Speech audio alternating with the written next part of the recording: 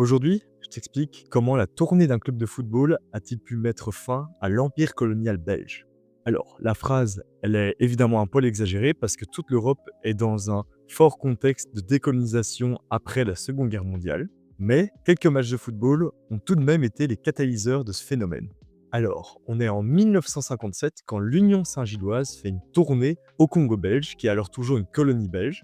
L'Union Saint-Gilloise, elle va avoir sa pré-saison qui va s'articuler autour du Congo belge. Et là, on va s'intéresser plus particulièrement à un match, celui qui a opposé l'Union Saint-Gilloise à une sélection de joueurs originaires de Léopoldie.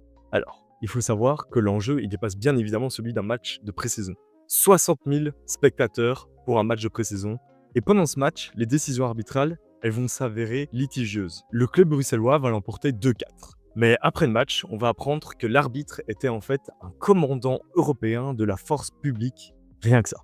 Et à la suite de ce match, on va avoir de grandes émeutes qui vont se propager autour du stade. Et ces grandes émeutes, elles sont en réaction des résultats du match et du coup des décisions arbitrales, mais surtout par rapport à la domination belge. Le bilan fera 132 blessés après cette rencontre. Et il faut savoir que c'est en fait la toute première émeute anti-belge au sein du Congo. Et il faut savoir que 3 ans plus tard, le Congo prendra son indépendance en 1960.